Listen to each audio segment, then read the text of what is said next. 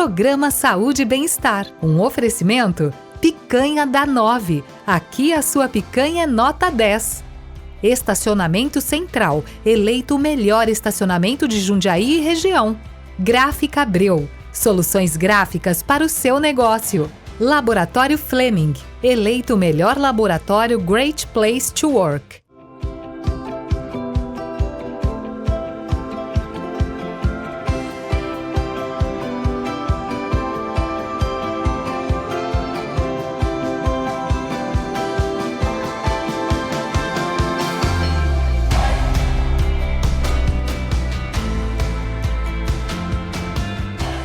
Seja muito bem-vindo à Saúde e Bem-Estar com Marcelo Menino. Nós vamos falar agora episódio 2, Alimentando uma Vida Intrauterina. É para as mamães e gestantes, o papo foi gostoso, mas a gente vai continuar. Primeiro deixa eu apresentar. Ela tem 24 anos de profissão, ela não gosta que fala muito nisso porque entrega as nossas idades, a gente estudou junto no Anchieta. Ela no Etapa e eu no processamento de dados prédio de frente, com uma turma lá muito legal que a gente tem muita saudade. Ela é especialista em nutrição materno-infantil. O nome dela é Karine Scapinelli. Muito bem-vinda ao episódio 2. Obrigada, eu que agradeço. É um prazer continuar com esse tema importante. Nós continuamos porque faltou. A gente tem um bloco aí aproximadamente de 30 minutos. Só que não deu para a gente falar sobre enjoo, intestino, diabetes gestacional, atividade física, sono. E isso tudo tem a ver com a vida uterina que nós estamos gerando. No episódio 1, se você perdeu, nós falamos sobre 46 elementos que uma célula precisa para que se tenha o funcionamento adequado. E a Karine explicou para nós que não é uma comida incompleta que vai deixar as células fortes. E lembrando que o bebê vem de uma célula que vai multiplicando, e aí vira um bracinho, do bracinho vira o dedinho vira a unha, vira digital. Então, veja, de uma única célula você vai criando o bebê por completo. E isso depende de uma nutrição adequada. Só que nós não falamos agora sobre o começo da gestação, que são os enjoos. Até quando é comum esses enjoos? E se existe algum alimento, o que a gente pode fazer na prática, lembrando que a gente está cuidando de uma vida uterina. Isso mesmo. Olha, isso eu posso falar assim com convicção, porque as minhas 2 gestações eu passei mal nos primeiros 3 meses. O que a gente fala, teoricamente, existe uma questão fisiológica, né? Toda uma alteração hormonal acontecendo. Então, muitas mães, sim, têm essa náusea nos primeiros meses. Dá um desespero, né? A gente tem medo até que vai perder o bebê, não tem? Sim. Porque parece que nenhum alimento para. Sim. Eu vi isso, também tive lá, né? Quando a Fernanda engravidou.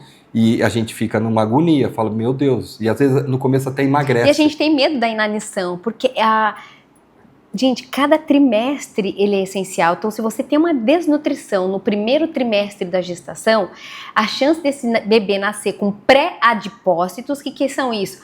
Células de gordura. Então, é como se ela nascesse com o maior número de armários. Então, tá fácil para guardar comida ali, para estocar gordura. Sim. Então, eu tenho uma chance de ser obeso mais fácil depois.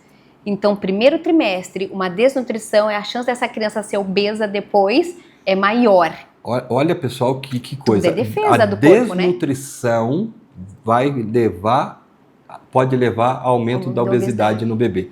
E passou fome, no episódio 1, comida, né? Ela falou que aprendeu isso nos hospitais, né? Que fazia cirurgia bariátrica, pessoas de 200 e poucos quilos com deficiência absurda de ferro. Você fala, poxa, né? A pessoa é obesa e está com falta de ferro, né? Exatamente. Então a desnutrição leva a aumento de peso e a tendência a aumento de peso. Dessa criança depois nessa vida, porque ela vai ter mais pré-adipócito, vai virar célula de gordura maior.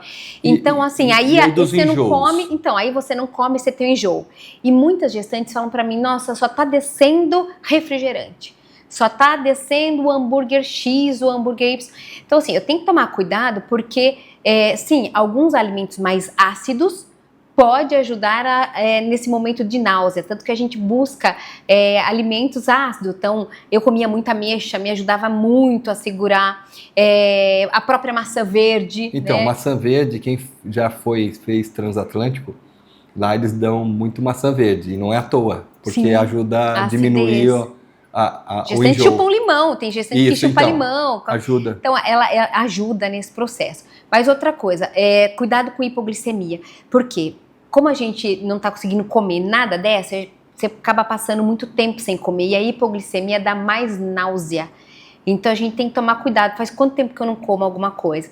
O que desce? E aí você vai criar dentro do seu cardápio o que você consegue comer. Então, por exemplo, para mim ia bem biscoito de polvilho como fonte de carboidrato. É verdade. Aí eu escolhia sem gordura hidrogenada, um biscoito de polvilho mais saudável e eu colocava junto com o meu almoço. Como o limão ia, eu colocava bastante limão na salada. E às vezes você pode pedir para alguém preparar a sua refeição, porque se você tá ali cortando a cebola, preparando um cheiro, a gente fica hiperolfativa, né? Sim. Aí você não quer comer a comida. Então, às vezes, alguém preparar a comida para você também pode ajudar bastante. O que não pode, Marcelo, é essa náusea durar mais do que os 3 primeiros meses de gestação. Porque tem gestante que fala, nossa, fiquei com náusea até 7 meses. Aí rola um desequilíbrio. Provavelmente essa mãe pode ter uma hipersensibilidade alimentar e às vezes o que só desce é o alimento alergênico e aí vai piorar a náusea porque ela vai ter mais processo inflamatório, vai ficar pior. Então a gente precisa olhar para esse contexto. Como está esse intestino dessa mãe? Eixo intestino-cérebro, vou ficar pior também. Então, quando a náusea dura mais do que 3 meses, eu preciso de ajuda, porque isso não está dentro da normalidade. E talvez nesse momento da vida, onde ela não está conseguindo se alimentar, ela precisa de uma boa suplementação, né? Que não está vindo de alimento, ela precisa olhar para isso também. Né? Então, tem quem tem enjoo, tem dificuldade, né, de comer, as dicas foram práticas aí, até na prática aí, lá, o biscoito de polvilho, o limão, né, as pessoas ficarem comendo e cuidado com a hipoglicemia. Baixo, né, glicemia, glicose. Então, é quando cai muito o nível de açúcar e aí isso aumenta ainda mais a sensação de enjoo, e não vai comer doce para ajudar, né? Pico também não. Queda. Então, é aí que eu ia chegar. E quem come muito, quem tem uma fome de leão, e é uma fome de leão que é assim... É doce, só me passa fome quando eu como doce. Porque essa fome ela é fisiológica, né? Sim. Tá vindo um novo bebê, tá vindo uma nova vida, e o corpo pede mais alimentos de propósito. E a hipersensibilidade também, né, do nariz, é para sentir se alimentos estão estragados. Para proteção do bebê. Não, o nosso organismo é fantástico. Perfeito. Mas e aí? Agora eu tenho uma fome de leão, o que pode me ajudar na nutrição, que você pode me dar dicas práticas aí para a mãe, que eu também tenho que controlar o peso, então o que pode ser feito na prática? E você sabe que a resistência insulínica na gestação ela é transitória, existe já esse processo. Então, o que acontece? Você come o carboidrato, essa glicose ela precisa entrar na célula para te dar energia. Mas na gestação existe um pouco da resistência insulínica, onde a insulina não consegue abrir a porta para o açúcar entrar. É porque nós somos moldados no tempo das cavernas, né, gente? Então não dá para uma gestante caçar para comer. Então o que o corpo faz? Poupa energia, porque ela não vai sair para caçar. Então o que come, guarda. E no segundo trimestre isso piora. Então tem gestante que fala, não, os primeiros meses foi super bem. Aí começa a engordar no segundo, no terceiro, aí perde a mão. Então a gente acaba tendo mais resistência insulínica, principalmente se eu estiver mais inflamado. E aí o que acontece? Como eu tenho a insulina não abrindo a porta para a glicose e até então o meu pâncreas está produzindo insulina, eu posso ter pico de insulina e queda do açúcar, a hipoglicemia. E aí eu tenho fome, mais compulsão, eu quero comer mais. Então, nesse momento de fome e compulsão, mais importante é não comer carboidratos simples. Eu preciso de muita fibra, a gente brinca assim, colocar os diretores no prato. Então não deixa o açúcar sair correndo, bota um diretor bom. Fibras são os melhores diretores. Então fibras eu tenho nas verduras, nos legumes, eu tenho nas sementes, eu tenho nas castanhas. Proteínas, né? Então a própria carne, o ovo, as castanhas, gorduras, azeite, abacate. Então comer um abacate à tarde, um ovo, não só o pão, vai ser uma estratégia muito importante para você não ter... Porque senão depois vira diabetes, né? Então, a gente vai entrar nisso. Então, fala pra gente o que é diabetes gestacional e o que pode acontecer com o bebê quando a mãe não cuida dessa diabetes na nutrição. Quando a gente não consegue fazer esse controle, e é muito possível, tá, gente? Porque quando você começa a usar de estratégia, você consegue abaixar esses hormônios. E claro que muitas vezes a gente trabalha com vitaminas que fazem esse equilíbrio, com nutrientes. Então, você consegue ajudar. Porque se você largar a mão e aumentar muito o teu peso, piorar a resistência insulínica, vir a ter uma diabetes, claro que aumenta a chance de hipertensão, a eclâmpsia, né? Um parto prematuro, esse bebê nascer antes do tempo e esse bebê nascer com mais de 4 quilos. E aí, um bebê que nasce com mais de 4 quilos, você está tendo um filho com grande chance, ele vai ter que suar muito para ele não ser um futuro diabético. Nasci com 4,5 kg, depois engordei, Eu já mostrei uma vez uma foto eu com 113 quilos. Ativou o gene. Ativa. Resistência insulínica. E é suado manter depois o peso. Aí, meu amigo... Corre atrás. Corre atrás. Porque se você ativou o gene da diabetes, sim, aí, ó... Então, por isso que a gente fez esse tema, né? A gente foi decidir, porque a Karina tem vários temas que poderiam falar, mas ela falou assim, Marcelo, para mim a vida intrauterina é um dos pilares de uma vida saudável, porque ali já vai formar muita coisa que vai ficar pro resto da vida. E isso depende de uma mãe que tem essa consciência de cuidar disso. Porque quando a gente faz uma anamnese no consultório, a gente avalia desde a vida intrauterina. Então você começa a perceber que deu ruim lá atrás.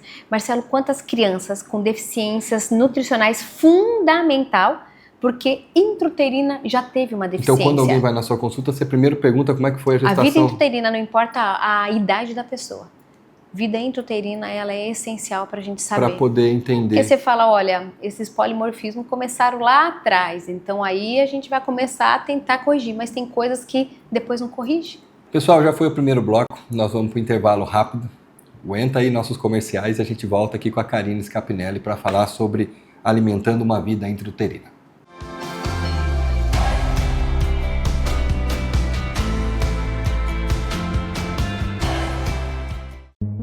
Prêmio Destaque 2022 CDL Jundiaí.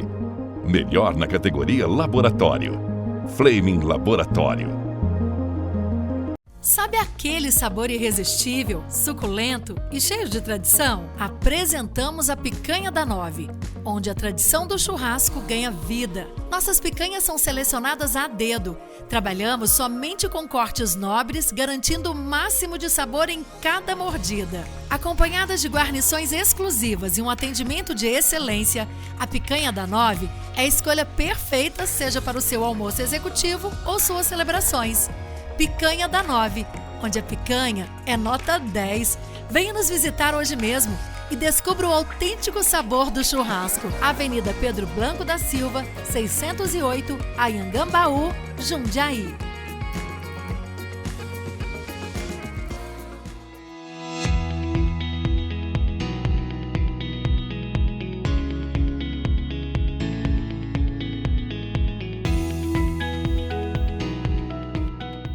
E voltamos com Saúde e Bem-Estar com Marcelo Menino. Karine Scapinelli está aqui com a gente nesse último bloco sobre alimentando uma vida intrauterina. Nós falamos sobre os perigos do açúcar exagerado, a resistência insulínica e o que a gente pode fazer para controlar, além da alimentação não exagerar no açúcar, o que a gente pode ter de dicas práticas que a gestante precisa fazer. A atividade física ela é extremamente importante. Antigamente a gente até falava, nossa, a gestante, cuidado com o exercício, não pode fazer. Claro que o médico obstetra está ali observando, né, uma gestante de risco, é outra história. Mas a atividade física hoje, gente, ela é essencial, né? Caiu por terra. Eu preciso me movimentar na gestação. Até para ajudar no parto, ela é essencial. E agora, o que exercício que eu faço, né? Além das atividades que o teu médico vai te orientar, eu incluiria o yoga. Yoga. Eu acho que é um momento onde a gente para se conectar com o bebê, porque a gente está naquela loucura do dia a dia e muitas vezes a gente até esquece que está grávida. Então, é um momento onde você faz todo um trabalho com o teu corpo para se preparar para o parto e um momento muito grande de conexão, né? E própria hidroginástica, mas qualquer atividade física é necessário. Então, se você já tem um hábito de ir para academia, de fazer exercício, já é uma pessoa que tem essa constância, não vai parar de fazer, né? E se você nunca fez exercício, então comece sobre orientação, o que vai ser mais indicado para você, mas não deixe de fazer, porque o exercício, além de ajudar controle glicêmico, a cabeça é essencial.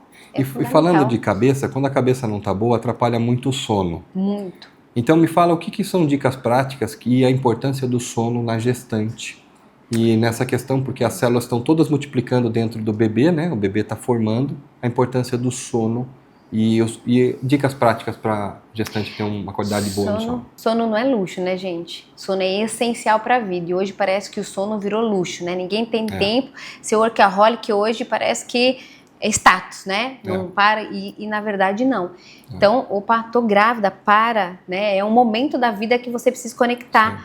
Enquanto a gente dorme, a gente renova mais de 50 bilhões de células. Nós, seres humanos, você imagina você dentro com o bebê e replicação celular. Então, eu preciso desse momento de descanso, é onde a gente renova, regenera, refaz, reconstrói, e o bebê está ali dependendo de tudo isso. Então, uma gestante precisa de pelo menos 8 horas de sono, né? E respeitar o pico de melatonina, gente. O primeiro pico da melatonina acontece às 8 horas da noite. Tudo bem, não consigo dormir às 8, mas nós temos pico às 8, 10, meia-noite e 2 da manhã. Então, 4 picos de melatonina, hormônio do sono, hormônio reparador e hormônio que está sendo utilizado, inclusive, para ajudar a aumentar a fertilidade, de tão importante. E depois vai caindo até a hora da gente acordar. Perco o pico das 8, perco o pico das 10, vou dormir às 11, meia-noite. Você vai dormir aquele sono chapado, você vai deitar e desmaiar, mas não vai ter sono REM, que é o sono reparador. Então, a gente acorda quebrado, não acorda descansado, e aí começa todo um desequilíbrio, além de aumentar cortisol, estresse. Gente, quanto isso interfere no nosso corpo, nessa formação. Então, sono é tudo. E agora, a gente vai falar um pouquinho sobre um tema que tem a ver com a gestante, que para mim é um divisor de águas, é essa escala aqui. Explica para as pessoas o que é essa escala e a gestante ter uma atenção especial. Fala para mim, o que é essa escala, por que é importante a gestante e qual a importância do intestino na formação dessa vida intrauterina? O Marcelo não precisa nem fazer exame de sangue, né? Todos os dias o corpo manda um WhatsApp pra gente para falar como que está a nossa microbiota. Não precisa nem de exame. Olha para essa mensagem. Exatamente. Olha para a mensagem que o corpo está te mandando ou deveria mandar, porque tem gestante que passa dias sem evacuar. Tá, gente, explica aí, as fezes nos diz muito. Então, não pode estar tipo 1, tipo 2, bolinha, ressecado, duro. Tá dizendo, cadê água, cadê fibra?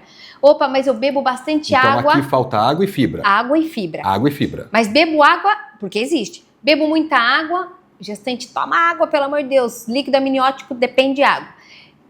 Toma água e consome fibras e não evacua, suspeita de hipersensibilidade alimentar. Algum alimento você pode estar consumindo que está prendendo o teu intestino, tá? Os opioides, principalmente, como caseína, a caseína MK7, que é do leite e derivados. Ah, mas gestante não tem que consumir bastante leite, bastante cálcio? Gestante precisa de muito cálcio, exatamente. Mas tem muitos alimentos fonte. E se o teu intestino não tá legal, vamos olhar para isso. Tipo 3, 4, eu brinco lisinho, bonitinho, esse é top, né? Esse é o legal, tá indicando que você tá absorvendo bem os nutrientes. E os últimos aqui, né, gente? Quando começa a desandar esse intestino, ter um intestino ali onde não tem forma as fezes, claro que ele me indica uma hipersensibilidade ou uma alergia alimentar, eu preciso olhar para isso. E falta de absorção, aqui eu tô enriquecendo o esgoto e não o corpo. E, gente, qual é o valor de olhar para isso tudo? Porque a gente sabe que existe uma microbiota não só intestinal, mas uma microbiota de placenta. E o nosso microbioma se conversa. Então, se eu tenho um microbioma de intestino ruim, eu tenho uma microbiota placentária ruim, e isso vai atrapalhar a microbiota do meu leite materno, que vai formar a microbiota do meu bebê. Vocês estão vendo que é uma cascata? O negócio vai embora? Então, é simples, é só olhar como está a carinha do meu cocô. Tudo começou no intestino e ele vai atrapalhar todo o microbiota. Todo o equilíbrio, a microbiota toda descompensa. Até o leite materno. O leite materno, a qualidade do meu leite materno. E nós sabemos que o leite materno é vital para os anticorpos, né, do bebê. Tudo. A criança nasce sem anticorpo. Ela vai começar a ingerir do leite materno. Tem mais de 700 cepas diversas no leite materno. É tudo para a nossa vida. A cepa, você explica o que é cepa para as pessoas? São bactérias diferentes. Isso. A gente fala assim, nós temos DNA de bactérias, Tá. Temos DNA do nosso corpo, que a gente estava falando do DNA, dos genes, mas tem de bactérias também. Então, assim, nós somos formados mais por bactérias do que por células, então você precisa manter o DNA da sua bactéria boa. E quanto mais diversidade de bactérias, mais bichos diferentes do bem estiver dentro do seu corpo, melhor é a sua microbiota, melhores DNA você tem de bactérias, melhor é a sua saúde. Sim. Né? Eu, quando como muita pizza, meu intestino fica na classificação 5, 6 e 7. É. O corpo conversa com a gente, né? Eu tenho que ser comedido quando eu como um pedaço de pizza. Eu amo, só como de sexta, e são 2 pedaços. Se eu passar disso, eu tenho problema. Eu já sei qual alimento que me interfere e eu não fico legal. A gente tem que olhar o corpo. E no outro dia eu acordo cansado. Acordo meio, tipo, parece Esses são sintomas de hipersensibilidade, né? O corpo... eu já sei. E depende do tipo de pizza também. Eu ia falar, a de depende de você trocar natural, a massa da sua pizza, a fermentação natural de um lugar que eu como, ela não me causa isso. Se você é gestante e está com vontade de comer pizza, faz em casa, porque a gente pode usar uma massinha de pizza melhor. Hoje tem tantas receitas, tem massas de pizzas de fermentação natural ou sem o trigo, porque o trigo também pode interferir muito nessa microbiota. Então, você pode montar sua pizza em casa, né? Escolher melhores queijos, dá para fazer coisas bem melhores, gente. Só para comer bem é saudável, vocês verem uma coisa para a gente também mostrar. Karina, mostra o que é o intestino normal e o que é o intestino desequilíbrio. Olha que legal. Então do que a gente estava falando, né? Então esse intestino aqui, olha, só para vocês verem, esse aqui é dominado por bactérias boas. Isso. Então a parede do intestino, o muro do intestino está íntegro, né? Aqui já é o intestino dominado por bactérias ruins, a parede está ruim. Então olha o que eu vejo. Olha como fica, gente. Olha os vilos. O de cima é o certo, né? Vai passando pelos vilos, os vilos... É como a área se fosse de absorção é grande, né? Isso, tá vendo? Então, o alimento vai andar por todas essas como se fossem montanhinhas, tá? Exatamente. Então tudo ali tá chupando nutrientes. As células estão captando esses nutrientes. Isso, então esse de cima é o bom. O de baixo pode ver que vai passar como se fosse um chão de cimento, né? Que a água bate e escorre. Vai embora. E por isso que o cocô, né? As fezes ficam... O de baixo, Marcelo, a gente absorve o corante, o metal pesado, a toxina e manda o ferro, o zinco, a vitamina para o esgoto. Eu absorvo tudo o que tem macromoléculas mais fácil e o que precisa de ter uma absorção intracelular, que a gente fala, não tem. É mais absorção paracelular. Então você manda para o esgoto o que é bom e deixa o que é ruim para dentro do corpo. Por isso a alimentação equilibrada, para que você preserve os vilos, para que esses vilos chupem os nutrientes corretos e seu bebê tenha lá dentro, né, dele os nutrientes. Então, veja, um ciclo. A gente não é o que come, Marcelo. A gente é o que come, digere, o estômago de uma gestante tem que estar legal, absorve, transporta e usa. Deu ruim em algum caminho... Não chega na célula onde a gente precisa. Repete. A gente não é só o que come. A gente é o que a gente fala você é o que come. Não é verdade. É verdade. Tem gente que come, mas se tiver outros problemas... Vai embora. Tá, então eu gostei. Ó, a gente é, então... Que come. Tá? Precisa de uma mastigação importante. Decidir o que vai pra boca. O que digere, estômago. Tá. O que absorve, intestino. O que transporta, eu preciso de nutrientes para chegar na célula para eu usar. Porque esses 46 nutrientes só vai chegar na célula se tudo isso der certo. Se pudesse resumir o episódio inteiro, como uma gestante ter uma vida intrauterina boa, eu já começaria por isso. Essa consciência de você entender que isso tem que chegar lá no seu bebê. Então já começa com a escolha dos alimentos, mas se você guardar essa jornada... Desembale menos e descasque mais, começa por aí, né? Isso, você começa a ter uma vida intrauterina muito provavelmente muito mais saudável. Vamos só pra gente fechar, colocar um outro olhar. Nós estamos falando de problemas, de gestante, de crianças que nascem com problema, mas eu não posso ter um super bebê?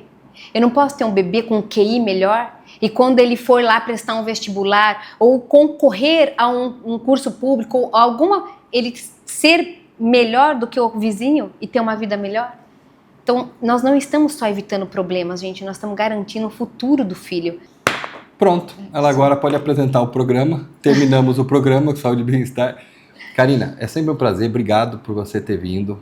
Parabéns pela aula que nós recebemos e a sua didática. Eu gosto da forma didática que você faz, porque quando você fala com propriedade, você fala de uma forma simples, mas ao mesmo tempo uma propriedade de como ajudar as pessoas, que eu tenho certeza que quem está lá em casa percebeu na prática o que eu devo fazer e como eu devo fazer, tá bom? Eu que agradeço. Que esse vídeo chegue a muitas gestantes. Amém. Para a gente conseguir transformar vidas e gerações. Meus queridos, acabamos mais um episódio de Saúde e Bem-Estar com Marcelo Menino, alimentando uma vida intrauterina, e essa foi Karine Scapinelli. Um beijo no coração de vocês, até a próxima e fiquem com a gente. Programa Saúde e Bem-Estar, um oferecimento Picanha da 9. aqui a sua picanha é nota 10. Estacionamento Central, eleito o melhor estacionamento de Jundiaí e região.